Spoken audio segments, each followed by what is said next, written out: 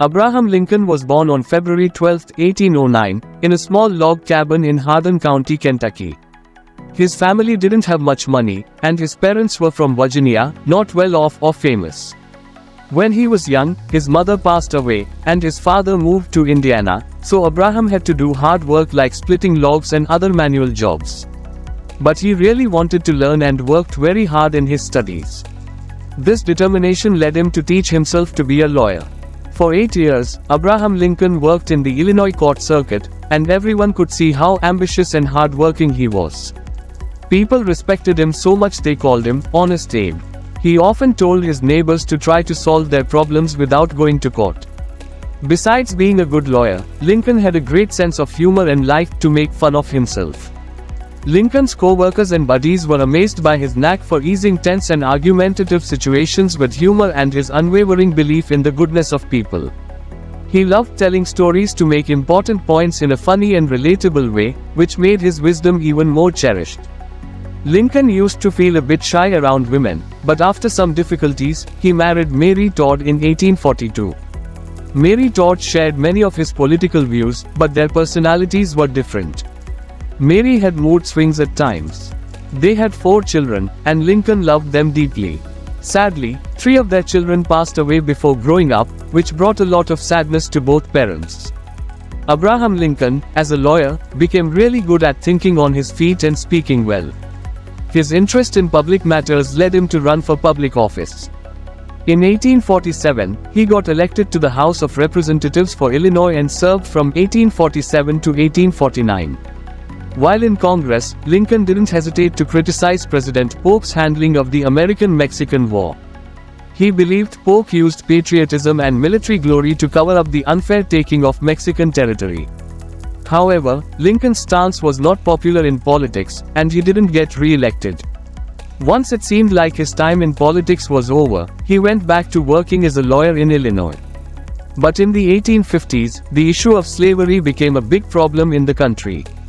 Lincoln really hated slavery and, in the world of politics, he wanted to stop it from spreading and, in the long run, get rid of it altogether. He made powerful speeches where he talked about how the Founding Fathers wanted to stop slavery from spreading, as written in the Declaration of Independence. Lincoln also had a new idea. Even though equality was far from reality, he believed America should aim for the high ideals mentioned in the Declaration of Independence. Lincoln was really good at understanding how others felt.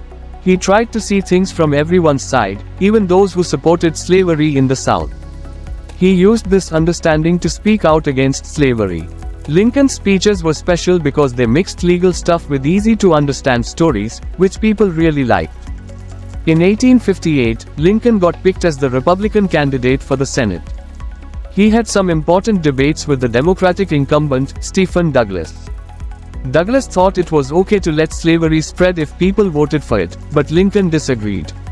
During this campaign, Lincoln gave one of his most famous speeches, talking about how America was deeply divided.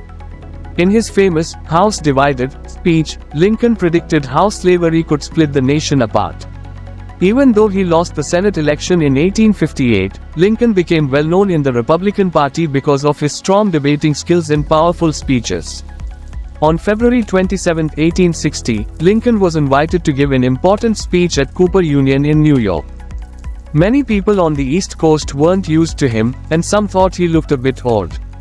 However, his clear message against slavery struck a chord with his East Coast audience. Lincoln's growing fame from his campaigns and powerful speeches on the East Coast made him a candidate for the Republican nomination for president in 1860. He was seen as an outsider because he had less experience than other top candidates like Stewart, Bates, and Chase.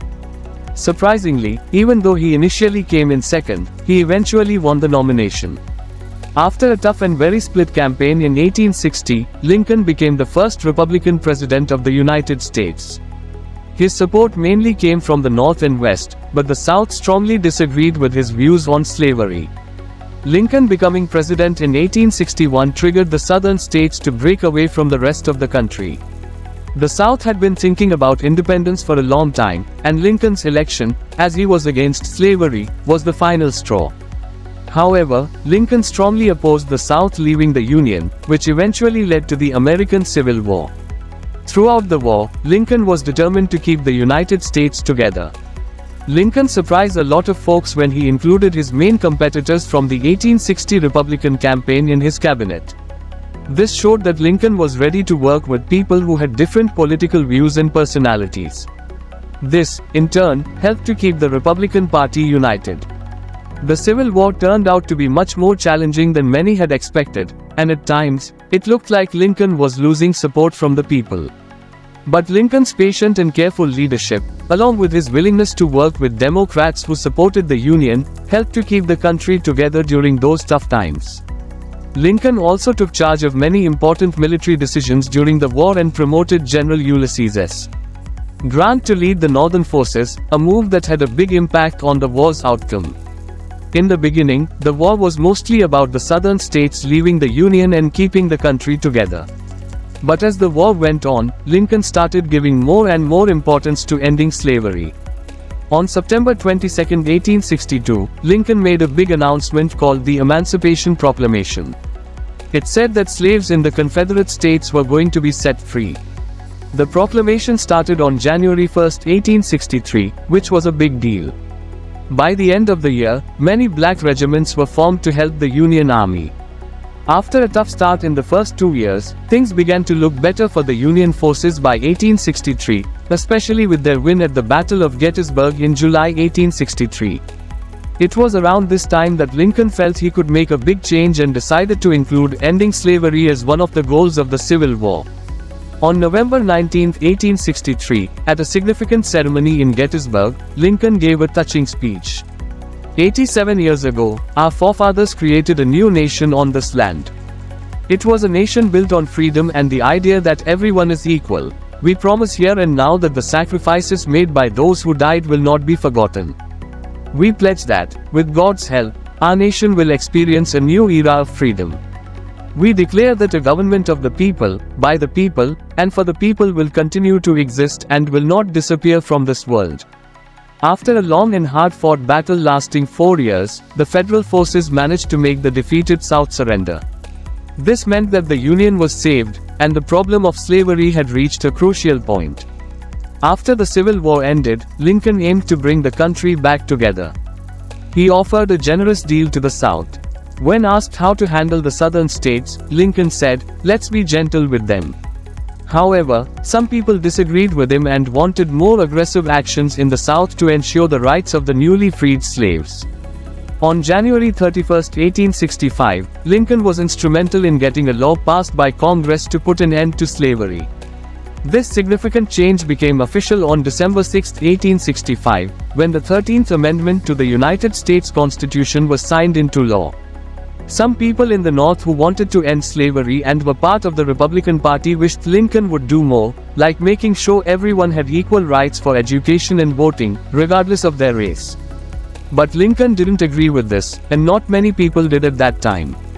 Frederick Douglass, a well-known black activist who had escaped slavery, didn't always see things the same way as Lincoln when it came to policies. However, after meeting Lincoln in person, he spoke highly of the president with great enthusiasm. Just 5 days after Robert E. Lee and the Confederate Army surrendered, a terrible event occurred. Lincoln was assassinated by John Wilkes Booth while he was at Ford's Theater. People all over the country were deeply saddened by Lincoln's death.